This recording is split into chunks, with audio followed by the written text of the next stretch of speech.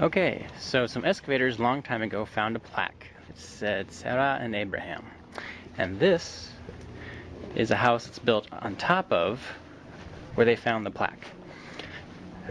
So if any of you know your Bible and you know Genesis 11, chapter 11, verses 27 through 29, and the building of Chaldees, this is supposedly Abraham's house in the city of in the region of Chaldees. So we're just cruising through Abraham's house. Courtyard right here. That's what this would have been. Courtyard. Courtyard. Been open. So says the chaplain. Another one. This was the biggest courtyard. Had a drainage right here. You know, you can imagine the guy sitting out here smoking a little tobacco or whatever. It's caved in. It used to be a nice cylinder right here, and through the rain last year, it caved in. This must be the mess hall. Okay. It was the main open courtyard right here. Okay. The courtyards were So, for living light in. That's the tour of the house of Abraham. On the top right here. And the view from the outside. Here we go. The house of Abraham in the city of and there's some kind of Tower of Babel, but that obviously, who knows where that's at. So, alright. Hope you had a good view from the house of Abraham. Alright. Bye.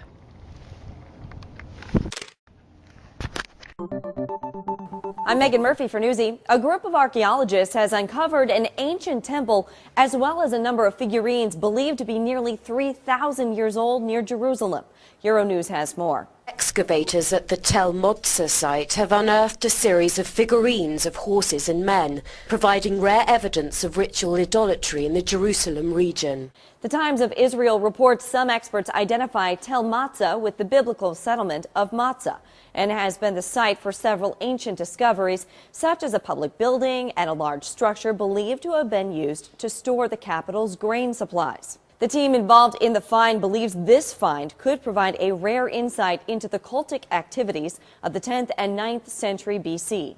Bloomberg reports the site's director believes the discovery provides evidence for the existence of temples and ritual enclosures in the Kingdom of Judah and in the Jerusalem region in particular, and the end of the monarchic period, which abolished all ritual sites, concentrating practices solely at the temple in Jerusalem. But while the archaeologists are shining what is possibly a light into the past, they stress the findings still require extensive research. For Newsy, I'm Megan Murphy. Archaeologists working in Mexico have uncovered an ancient burial ground containing 25 human remains. Some of the skulls had undergone purposeful cranial deformation, and some of them have mutilation on their teeth. A few of the bodies were found wearing jewelry like nose rings, earring, bangles, or shell pendants. One of the graves had a turtle shell placed over the body. Archaeologist Cristina Garcia Morano, director of the research project from Arizona State University, said this unique find shows a mix of traditions from different groups of northern Mexico. The use of ornaments made from seashells from the Gulf of California had never been found before in Sonoran territory, and this discovery extends the limit of influence of the Mesoamerican peoples farther north than had previously been recorded. The cranial deformations were used as a distinction of social class and for rituals. Another elongated skull, known as the Star Child skull, was a sensation in the 1930s when it was found in the Chihuahua region of Mexico. Alien theorists are claiming that the elongated skulls are evidence of alien invasion and crossbreeding between humans and aliens. What do you think of the ancient burial ground discovery?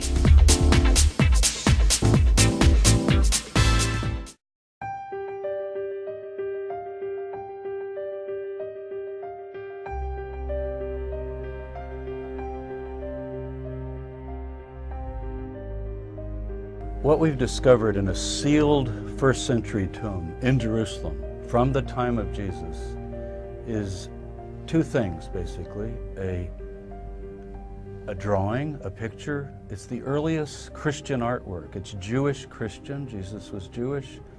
And it's depicting the resurrection of Jesus. We have this in the catacombs in Rome, but now it's in the first century. And also an inscription in Greek that affirms that God has raised him up from the dead.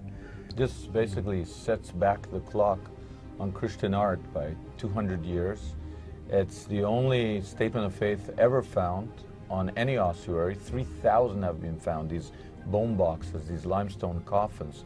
And here is somebody who may very well have known Jesus, attesting his faith in resurrection and giving us an image that corresponds to the Gospels. We're talking about an image that probably predates the Gospels, but actually corresponds to a saying of Jesus.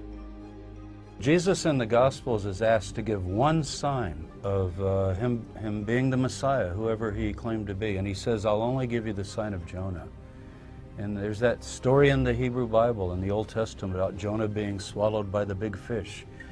And that becomes the sign of Jonah. So we have now this drawing, this ancient drawing from the time of Jesus, witnessing to that saying. What he says is, just like Jonah was in the belly of the fish, I'll be in the tomb for 3 days and 3 nights. So our picture shows Jesus being spit out of the whale or spit out of the fish, which is a depiction of his resurrection from the dead. What do these people who were buried there mean by resurrection? We have to figure that out. Do they mean physical, spiritual? What does this do for the tomb that was found only 60 meters, less than 200 feet away? A tomb that has a Jesus, son of Joseph, 2 Marys, a Joseph inside that tomb. What light does it throw on that? Now we've got to basically go back to square one and reassess everything we've known or thought we knew about the beginnings of Christianity. The great significance of this find is that we have witness to a teaching of Jesus, to have written in stone a witness to something Jesus said, that he gave the sign of Jonah. And then we've got a picture of a fish with Jesus or Jonah symbolically coming out of the mouth. That's just amazing to me.